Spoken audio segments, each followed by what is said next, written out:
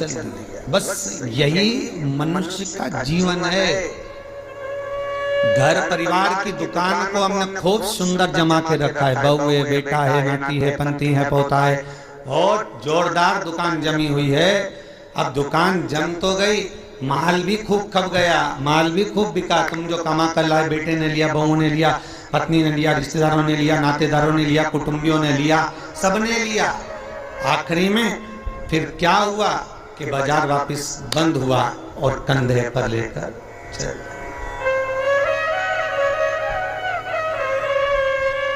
फिर निवेदन करूंगा, तुम दुकान पर बैठकर व्यापार में, व्यवसाय में, नौकरी में, तुम दुकान में जितना बैठकर कमा रहे हो उसका भोग तुम्हारी पत्नी, तुम्हारे बच्चे, बहुएं, पोता पोती, रिश्तेदार, कुटुंबी सब भोगेंगे।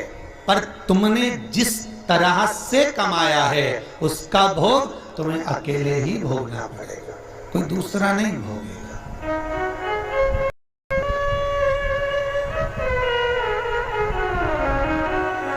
जीवन में कुछ कर्म ऐसा करते हुए चलो। पत्नी कहे जब तुम दो अगरबत्ती लगाओ, पत्नी कहे जब तुम मंदिर जाओ, उससे अच्छा पहला फर्ज तुम्हारा होना चाहिए, क्योंकि कमाई तुम कर रहे हो। दुकान पर बैठकर झूठ, छल, बेईमानी, प्रपंच, कपट सब काम तुम कर रहे हो। पत्नी ने एक बार भी नहीं बोला कि तुम छल करना, कि बेईमानी करना, कि कपट करना। उसने तो केवल शादी के समय पर 7 भाव तब पंडित जी ने खिलवा दिया था। पत्नी के 7 वचन में से एक वचन था कि मैं तुम्हारे साथ ब्याह कर जा रही हूं तो मेरा भरण पोषण तुम्हें करना है, पर इतनी सी बात थी। उसके बाद एक बार भी नहीं कहा कि तुम ढेर सारा कमा कर लेकर आ। बच्चे कभी नहीं कहते कि पिताजी आप हमारे लिए झूठ बोलो, कपट करो, छल करो, बेईमानी करो। बच्चे कभी नहीं कहेंगे, ना पत्नी कहेगी। जब ऊपर जाओगे, यम की कैद चढ़ोगे, तो यमराज तुम्हें जब नरक में पटकेगा तब कहोगे मैंने झूठ पत्नी के लिए बोला था, मैंने बच्चों को पढ़ाने के लिए, आगे बढ़ाने के लिए झूठ बोला था, मेरे अकेले को नरक क्यों पटक रहा? पत्नी और बच्चों को भी तो पटको। तो यमराज भी कहेगा झूठ तूने बोला, कपट तूने करा, बेईमानी तूने करी, प्रपंच तूने करा, तो भोग भी तो भोग दूसरा काय का भोगेगा। इसलिए माता तुम्हें चिंता करने की जरूरत नहीं, तुम तो जोरदार जूढ़ा मुड़ा मान के अच्छे से रहो। पर मुख से तुम्हारा नाम है धर्म पत्नी। एक होती है पत्नी जो पति को पतन के रास्ते पर ले जाती है, सिनेमा घर ले जाती है, मायके ले जाती है, शॉपिंग मॉल ले जाती है, वो पत्नी कहलाती है। एक होती है धर्म पत्नी जो पति को धर्म के पथ पर लेकर जाती है। एक होती है धर्म पत्नी जो पति से कहती है, कथा आ रही है शिव महापुराण की, थोड़ी देर सुन लेना। अरे तुम्हें दुकान पे नहीं बैठो, दुकान पे टीवी लगवा लो, दुकान पर मोबाइल रख के सुनो। नेट का खर्चा कौन सीवर वाला महाराज देगा? 150-200 रुपए का नेट चले तो कौन कौन महाराज देगा क्या? तो पत्नी उस समय पर एक शब्द जरूर बोल दे कि कमा किसके लिए रहे हो, पहले ये तो बता। घर में रोटी का डब्बा लगा लगाया रह जाता है, पत्नी फोन कर करके रह जाती है, आ जाओ भोजन तैयार है, आ जाओ। ग्राहक ऐसे टूट पड़ रहे, ऐसे टूट पड़ रहे कि 1 मिनट तो खाना खाने की फुर्सत नहीं। और बच्चा टिफिन लेके आ गया तो टिफिन 2 घंटे तक रखा दिया, ठंडा हो गया, सारा की सारा बेकार हो गया। और तुम वो ठंडा भोजन गाय की सांडी जैसा बस खा रहे, ऊपर से दुकानदार फिर ग्राहक बोल रहे सेठ जी मुंह में रोटी।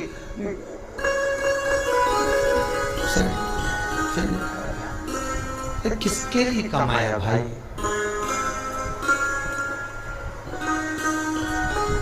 ना राम नाम लीनो तूने भरी जवानी में, तो डूब के मर जा रे चुल्लू भर पानी में। पर समझने वाली बात तो ये है कि इतना बड़ा मनुष्य चुल्लू भर पानी में डूबे कैसे? इतना बड़ा मानव चुल्लू भर पानी में डूब के मरेगा तो मरेगा कैसे? ये सोचने वाली बात है। तो उसमें भी शास्त्र में वर्णन किया, जो मनुष्य भगवान भजन नहीं करता, जो मनुष्य भगवत स्मरण नहीं करता, जो मनुष्य भगवत कीर्तन नहीं करता, जो मनुष्य कभी स्मरण नहीं करता, वो कीड़े की तरह जन्म लेता है और कीड़ा चुल्लू भर पानी में डूबकर मर सकता है। धर्म पत्नी का फर्ज है पति अगर कमा कर तुम्हें ला कर देता है तो तुम्हें चाहिए कि पति से कहो चलो दान करिए, चलो पुण्य करिए, चलो कथा सुनिए, संकीर्तन करिए। ये धर्म पत्नी का फर्ज है।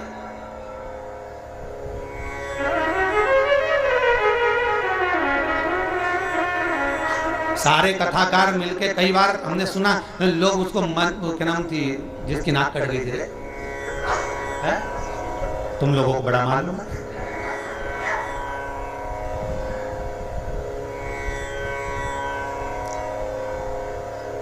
मतलब इतनी फेमस है,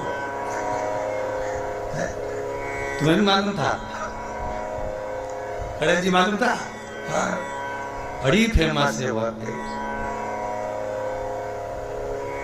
होना भी चाहिए उसको फेमस, क्यों नहीं होना चाहिए? उसके बराबर दुनिया में कोई भक्त नहीं होगा भगवान का उसके जैसा। आप में से कितने लोग हैं जो भगवान के सामने जाकर कह दे मैं तुमसे शादी करूंगी? जितने लोग YouTube पर कथा सुन रहे, टीवी पर सुन रहे, ईमानदारी से बोल देना किसी ने जाकर भगवान के मंदिर में जाकर कहा हो हे भगवान मैं तुम्हारे साथ शादी करूंगी। तुम तो इंसान हो, और राक्षसी थी शूर्पणखा जो भगवान के सामने सीधा प्रस्ताव लेकर पहुंच गई कि तुम सम पुरुष न मौसम नारी, इसलिए मैं तुमसे विवाह करना चाहती हूँ। भगवान इतने खुश हो गए कि जिंदगी में कहीं की तो मिली जिसने कहा कि तुम्हारे जैसा पुरुष नहीं होगा, मेरे जैसी नारी नहीं होगी। दुनिया समझे तब तो। यहाँ तो जो जाए भगवान के पास में, भगवान दुकान नहीं चल रही, भगवान छोरा दे दो, भगवान बहू दे दो, भगवान ये दे दो। भगवान भी इतना बोर हो जाता कि भगवान ने भगत से कहा एक आध दिन तू आके बैठ जाएगा, एक बार आके बैठ जा। होता है एक भगत भगवान के पास पहुंच गया, भगवान सबसे ज्यादा अच्छी जिंदगी तुम्हारी है। भगवान ने कहा हमारी कहीं की जिंदगी अच्छी, और क्या, बढ़िया चांदी की थाली में पकवान आ रहे, लोग पंखा झेल रहे, एसी का रूम तुम्हारा, सारे मंदिरों देखे क्या ठाट के बने हुए, मार्बल का फर्श, मखमल के गादी तकिया, क्या जोरदार जोरदार सारा ठाट, ऊपर चांदी छतर लगा, हीरे के जेवरात पहने। भगवान सबसे ज्यादा सुखी तो तुम हो। भगवान ने कहा अगर ऐसा सुख है तो एक काम कर, 24 घंटे के लिए तू हमारी जगह खड़े हो जा, चल आजा। तो क्या उसमें क्या होगा? 24 घंटे का कोई सुख होता? भगवान कहने लगे तू खड़ा तो मैं तेरी जगह चले जाता, तू मेरी जगह चले जा। अब भक्त तो बहुत नाराज तो था, उसने कहा ठीक उतरो नीचे, उतरो। तो भगवान विष्णु और लक्ष्मी का मंदिर था, नारायण और लक्ष्मी का। तो भगवान बोले मैं अकेला जाऊं तो पत्नी को भी लाना पड़ेगा ना, तो पति ने अपनी पत्नी को बुलवा लिया, तू भी आ जा, आज अपन भगवान की जगह खड़े होंगे। भगवान को बाहर बैठ जाओ, मंदिर के बाहर हम दोनों खड़े। भगवान बोले जैसे हम खड़े वैसे की वैसे खड़े रहना हो, हिलना डुलना नहीं, नहीं तो लोगों को मालूम पड़ गया ना, सोच लेना। हाथ पांव कुछ नहीं हिलना चाहिए, कुछ नहीं हिलेगा, तुम्हारे जैसे ही खड़े रहेंगे बिल्कुल। तो हो जाओ खड़े। भगवान हट गए, उन दोनों को खड़ा कर दिया, धनी लुगाई को, दोनों पति पत्नी को। राम जी भगवान नारायण तो आराम से ऐसा हाथ करके खड़े, लक्ष्मी जी वैसा हाथ करके। तो लक्ष्मी जी ऊपर चढ़ी और लक्ष्मी जी ने उसकी पत्नी का हाथ ऐसा करा, ऐसा कर मुस्कुरा। एक भगवान की मूर्ति मुस्कुराती भी होती है, अरे करेगी नहीं करे दर्शन कर देना, मुस्कुरा। और तुम भी ऐसे खड़े रहो, मुस्कुरा।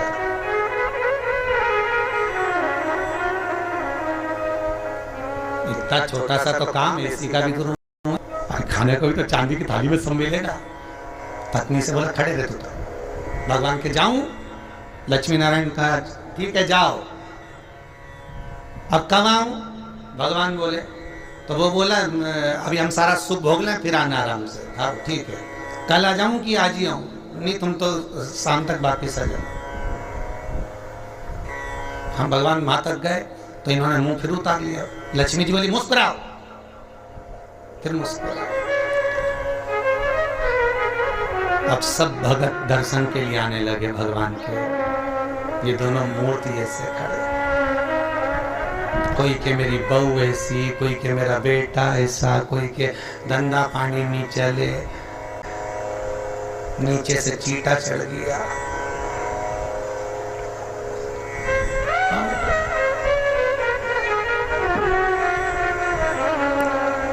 अब नीचे से चीटा चढ़ा तो पत्नी सीधे खड़े रहो, सीधे खड़े मुस्कुराए कि चीटा भगा।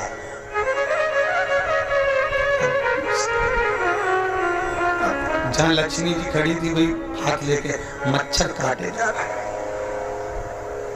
पति बोले अभी तो मेरे से कह रही थी मुस्कुरा, मच्छर खा रहा मुस्कुरा।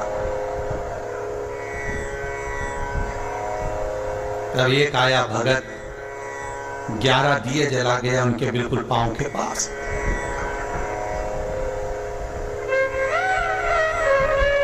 पत्नी बोली आग लगा के मारेगा, पति बोला मुस्कुरा।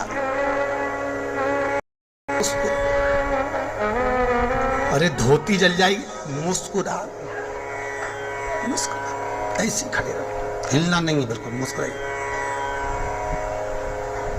तब एक आई बेचारी नैनों से नीर बहाती हुई, भगवान बहुत दुखी हो गई। इतने में जो पास में खड़ी थी पत्नी, हमारे से पूछ ले हम कितने दुखी है। पति बोला तो चुप रह, मुस्कुरा, बस मुस्कुरा। चांदी की थाली में भोजन रख के आया। पति पत्नी के मन में धीरज बंधी। 8 घंटे से खड़े थे, घर पे होते तो चाय भी पी लेते, यहाँ तो कुछ भी नहीं आया। अब खाना आया है, जल्दी से खा लेना। पंडित जी थाली लाए, रखी, तुलसी डाली, हाथ में पानी लेके फेरा, घंटी बजाई, थाली ढाकी, वापिस ले गए। पत्नी बोली और आएगा क्या? पति बोला चुप रहे, आज का गया तो कल ही आएगा। खड़े रहे।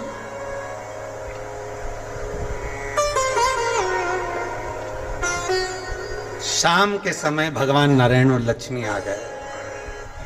क्यों भैया, सुख में तो हो, क्या आग लगे बस सुख का नाथ, तुम तो तुम्हारी जगह खड़े हो जाओ, हम तो हमारे अच्छे, तुम वहीं आ जाओ वापस। जब भगवान बोले हम तो नहीं आ रहा, तुम ही खड़े रहो, कि हमारे बाप की सौगंध है, हम दूसरी बार भगवान नहीं बनेंगे, तुम तो खड़े हो जाओ। मुश्किल से भगवान नारायण लक्ष्मी फिर खड़े हुए।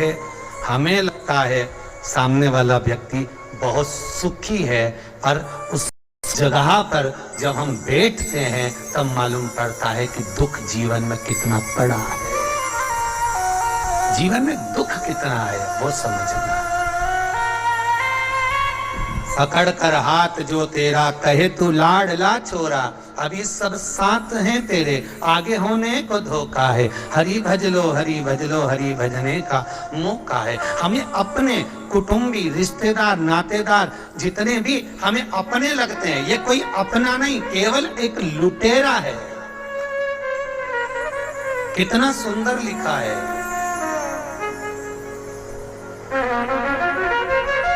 अगर आप लोग कभी गया जी गए होगे पिंडदान करने के लिए, तो गया जी में, गया जी के रेलवे स्टेशन पर एक बड़ा बोर्ड लगा हुआ है कि दुनिया के सबसे बड़े लुटेरे, चोटे घर के लोग ही होते हैं। एक आपकी श्वासें चुरा रहा है, एक आपका समय चुरा रहा है, एक आपका धन चुरा रहा है, एक आपकी संपदा चुरा रहा है। उस रेलवे स्टेशन पर लिखा है कि सबसे बड़े लुटेरे चोटे अपने ही होते हैं, और नीचे लिखा है सावधान रहिए। किससे? किससे सावधान रहे? अर्थात जो लूटने में लगे हुए हैं। कोई कहता पापा जी पापा जी पापा जी कहकर उनका सारा समय खा रहे, मम्मी जी कर कर उसका सारा समय ले लिया, सब कुछ तो समाप्त हो गया। वो चरित्र कितना सुंदर है साहब, कि एक व्यक्ति के घर में शादी थी, बहुत गरीब बड़ा व्यक्ति है,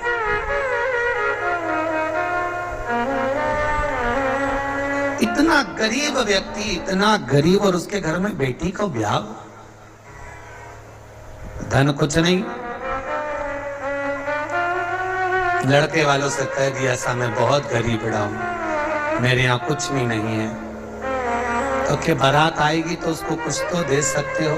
हमें रकम मत दो, दहेज मत दो, पर कोई आएगा तो उसको कुछ तो दोगे ना खाने को। तो क्या साहब मेरे पास में केवल थोड़ी सी शक्कर ले आऊंगा, नुक्ती बनवा दूंगा, खोपरा पाक बनवा दूंगा, खिला दूंगा। बहुत गरीब बेचारा गया मांग धूम के, लोगों के हाथ जोड़कर, पांव पड़कर, निवेदन कर कर सेठ जी के यहाँ से एक शक्कर की बोरी उठाकर लाया। घर में लाकर पत्नी से कहा, ये शक्कर की बोरी रखी है, बेटी की शादी के लिए रखी है, हाथ ना लगाना, कोने में रख दिया है। हलवाई से बात कर कर आया हूँ।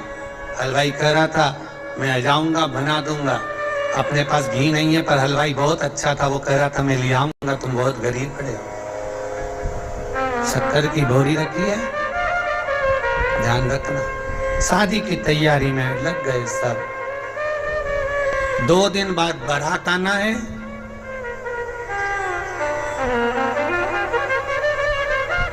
एक दिन पहले हलवाई आ गया। हलवाई ने आवाज लगाया, भैया शक्कर की बोरी लाओ। जब शक्कर की बोरी लेने के लिए गए, जाकर देखा तो वो शक्कर की बोरी केवल खाली पड़ी हुई थी।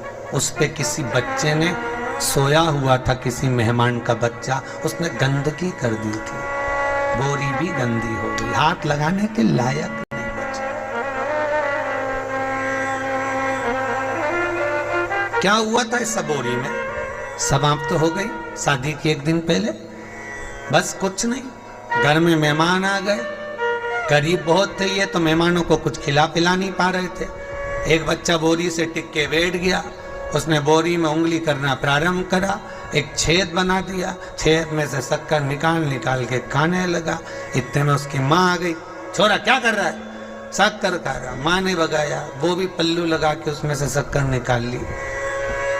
किसी तीसरे ने देख लिया, क्या कर रही है? कुछ नहीं, चाय बनाने के लिए शक्कर लिया, वो भी लग गई, उसने भी शक्कर निकाली। जितने मेहमान आए थे सब शक्कर खा गए, रिश्तेदार खा गए, शक्कर की बोरी पड़ी रही। हलवाई आ गया, आवाज लगाया, साहब शक्कर ला दो, चाशनी बनाना है, नुक्ती बना दूं, खोपरा पाक बना दूं, लाओ जल्दी लाओ। अंदर गया तो शक्कर की बोरी तो खाली पड़ी है। आवाज लगाया पत्नी को, सुनती हो? पत्नी दौड़ के आई, क्या हुआ स्वामी, शक्कर की बोरी कहाँ है? पत्नी बोली है कहीं। अरे शक्कर की बोरी कहाँ है? तो क्या ये है? तो मैं शक्कर की बोरी पूछ रहा हूं, तो ये क्या नमक की है तो शक्कर की। शक्कर की बोरी कहाँ है? तो ये शक्कर की बोरी की शक्कर कहाँ गई? पत्नी बोले मुझे क्या मालूम कहाँ गई, सब समाप्त हो गई। अब लेकर वो बोरी को गया, हलवाई से कहा भैया तो कुछ है नहीं इस बोरी में, झड़ा दी। बहुत गंदी हो गई थी बाहर। आखिरी में उसमें गंदी इतनी हो गई थी कि आग लगाना पड़ी। तो आग लगाते भी झड़ा के देख रहे हैं कि थोड़ी बहुत शक्कर निकल जाए तो चाशनी बन जाए, नुक्ती बन जाए, और कुछ नहीं बन पाया। तब धड़ धड़ाता हुआ बारात आ गई और बारात दरवाजे पर आई तो रो रहा था। क्यों? क्योंकि खिलाने के लिए, देने के लिए कुछ भी नहीं बचा था। खूब रोया, तड़पा। ये शक्कर की बोरी और किसी व्यक्ति की कथा नहीं, ये अपनी है। ये शक्कर की बोरी है, ये शरीर। जैसे बोरी पेट लेकर आए थे उसी समय, जन्म के समय पर ये बोरी पूरी बंद की बंद आई थी। आंख नहीं खुली थी, कान नहीं खुले थे, मुख नहीं खुला था, संपूर्ण बोरी बंद की बंद आई थी, ये संपूर्ण बोरी। फिर हॉस्पिटल में किसी ने इसमें छेकड़ा कर दिया, डॉक्टर सिस्टम में धप मारी, छेकड़ा हो गया। सबने शक्कर खाना प्रारंभ कर दी, मेरा लल्ला, मेरा कल्ला, मेरा बल्ला, सब शक्कर खा गए धीरे धीरे धीरे धीरे। और आखिरी समय तक, अंतिम समय जब आ गया, 70-80 साल 90 साल हो गए, शक्कर की बोरी जब पूरी खत्म हो गई, श्वास दुनिया के लोगों ने, रिश्तेदारों ने सब काम में लगा लगा के ले लेकर शक्कर समाप्त कर दी। श्वास जब शरीर से चली गई, शक्कर की बोरी खाली पड़ी हुई है, कोई हाथ नहीं लगा रहा उस शरीर को, वो मर चुका है। यमराज आएगा धड़धड़ाता हुआ बारात लेकर, स्वागत के लिए क्या रखोगे? शक्कर की बोरी पड़ी है। और बचा था तो आग लगाई तो उसमें भी शक्कर के दाने ढूंढ रहे हैं। तीसरे के दिन जाके 4 अस्थियां ढूंढ रहे हैं कि इससे नुक्ति बनाए कि खोबरा पाक बनाए। करे क्या? सुना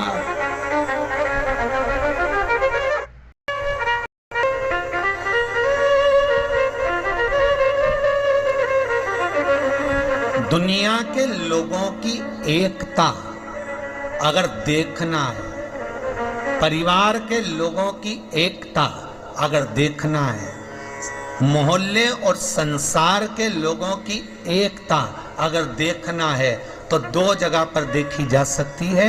एक, जो व्यक्ति आगे बढ़ रहा है उसको गिराने में, और दूसरा मुर्दे को उठाने में। ये दुनिया के लोगों की एकता ये 2 जगह पर देख सकते हो। अगर कोई व्यक्ति आगे बढ़ रहा है, उन्नति कर रहा है, परिवार का हो चाहे कहीं का भी हो, जब आगे बढ़ता है सारे उसका टांग खींचना प्रारंभ कर देते हैं। हाँ वो तो ऐसा है, वो तो वैसा है, सारे लोग उसके ऊपर उंगलियां उठाना चालू कर देते हैं, उसके ऊपर अपशब्द कहना चालू कर देते हैं, वो तो ऐसा। तो दुनिया के लोगों की एकता 2 जगह पर नजर आती है। एक, दुनिया के लोग किसी को गिराने में तुरंत एक हो जाते हैं, किसी की बुराई करने में तुरंत एक हो जाते हैं, और एक, मुर्दे को उठाने में लोग एक हो जाते हैं। भले कहेंगे अरे बेचारा मर गया, बहुत अच्छा था, बहुत अच्छा था, तो कभी उसको राम राम ही कर लेता है, एक बार जय श्री कृष्णा कर लेता, हर हर महादेव कर लेता। जब मर गया तब कह रहे बहुत अच्छा था। और सबसे अच्छा जब लगेगा जब वो शोक पत्र तुम्हारे पास आएगा और उसमें लिखा रहेगा इतनी बजे से इतनी बजे तक पगड़ी है, इतनी बजे से इतनी बजे तक रसोई है। और जब तुम जाके ना गुलाब जामुन ना खोपरा पाक में बूंदी जब खाओगे, नुक्ति का रायता में बूंदी डाल डाल के डुबक डुबक के सेव डाल के जब पूरी के साथ खाओगे, और जितनी तुमने बुराई करी है उसके घर की नुक्ति और सेव की ऐसी पच जाएगी।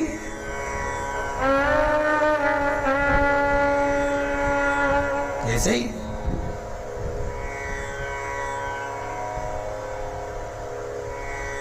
सहज नहीं है महाराज।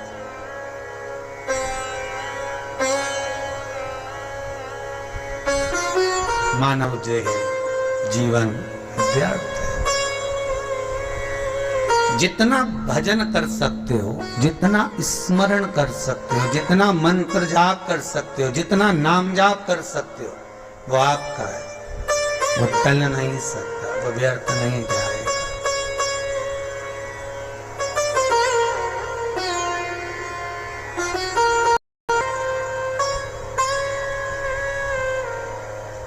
तुम्हारा किया गया भजन, तुम्हारा किया गया कीर्तन और तुम्हारा विश्वास शंकर के प्रति खाली नहीं जा सकता, खाली नहीं जाएगा।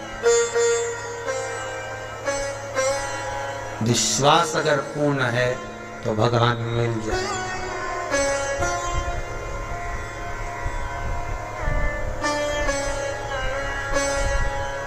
विश्वास की अगर पूर्णता है तो भगवान कहीं दूर नहीं है, भगवान हमारे करीब में, भगवान हमारे नजदीक है।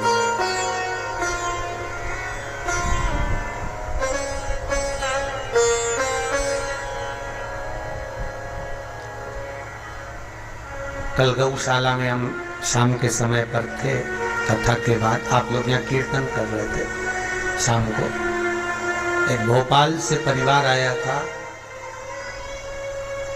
वो थोड़ी देर यहाँ बैठे, फिर गौशाला पर आए।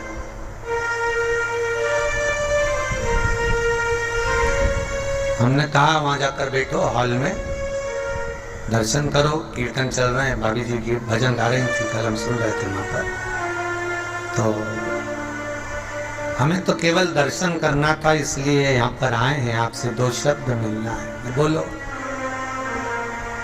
हम यहाँ मिलते करते थोड़ा सा कमी है, अभी कोरोना महामारी के कारण बहुत दूर किसी से नहीं। क्या बात है, इतनी रात को आप आए, दिन में आते तो पूरा गौशाला देखते, वृद्धाश्रम देखते जो बन रहा है, कुबेर भंडारी का मंदिर देखते। कहा गुरुजी कौन सा काम होता है जो क्रूज मुरूज जब बिकते हैं उसका वो जो सामान बेचते हैं मटेरियल वगैरह जो भी हो, री मटेरियल बेचने का, उस व्यक्ति ने कोई क्रूज मुरूज का री मटेरियल बेचते हैं, कुछ बेकार भंगार जो भी होता होगा, उसको बेचने में उसके 28 लाख रुपए उलझ गए थे। तो केवल ये बताने के लिए आया था कि 2 उपाय कर लिए, वो 28 लाख रुपए जो 12 साल से उलझे थे वो आ गए, बस ये बताने के लिए आया। हमने कहा आ गए तो शंकर जी को धन्यवाद दो, भोजन करो जाओ, या तो भोजन चालू है, खाओ जाओ। आज आते आते हमारे आगर वाले भी, क्या नाम बताया, मेठी जी है, उनके चेहरे पे बहुत खुशी दिख रही है मेठी जी, और होना भी चाहिए। एक बार खड़े होके बताएंगे आप, थोड़ा सा दिखाइएगा मेठी जी, आज क्या खुशी मिली है आपको? माइक देना जरा उनको। आज उनको बड़ी खुशी मिली है, यहाँ आकर पांव रखकर आप आए, तो आपको क्या खुशी है? कुबेर भंडारी के मंदिर से मिल गई है ऐसी।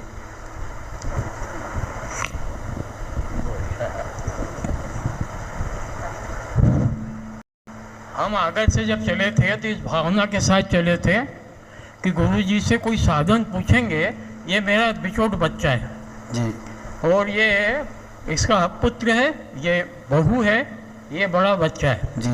मेरा बिछोट बच्चा जो है, वैसे ये मेडिकल स्टोर पे बैठता है, ये भी मेडिकल स्टोर है, पर बिछोट ने वो इंजीनियर हो गया, बोले मैं तो नौकरी करूँगा। ठीक भाई, नौकरी कर, 2-4 जगह कने कहाँ करे। हम आपसे ये निवेदन करने आए थे कि या तो आप इसको कोई परमानेंट नौकरी की कोई साधन बता दो, और नहीं तो इसे घर वापस बुलवा दो। हमने आके यहाँ पे बैठे, पानी वानी पिया, भोजन किया, फिर गौशाला में दर्शन करने गए। बस गौशाला से दर्शन करके हम जैसे ही यहाँ आए और उसका मैसेज आ गया कि बाबूजी मुझे मेट्रो में अपॉइंटमेंट मिल गया है परमानेंट, आगरा से मेट्रो चलेगी, उसमें मैं सरकारी नौकरी से प्राप्त हो गई। बहुत बहुत धन्यवाद बेटी, मेठी जी, ये आपकी कृपा है। नहीं, बाबा की कृपा है बेटी, बहुत बहुत साधुवाद। आपका प्रेम, विश्वास, करुणा केवल भगवान पर अगर है तो मेरा विश्वनाथ कमी कुछ नहीं रख सकता। वो विश्वास आपके भीतर शंकर की कृपा से आना चाहिए।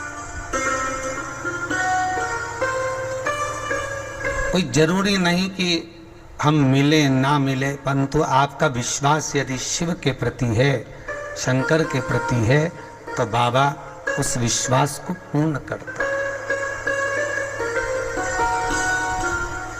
तो विश्वास पूर्ण करता। अब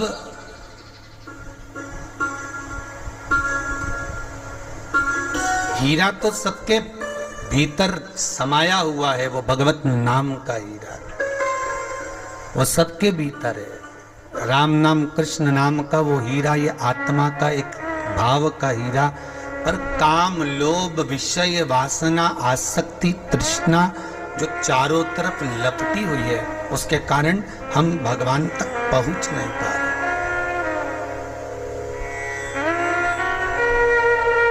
ठंड के दिनों में रेलवे स्टेशन पर जाकर खड़े होंगे तो मालूम पड़ेगा ये एक्सप्रेस इतने घंटे लेट चल रही है।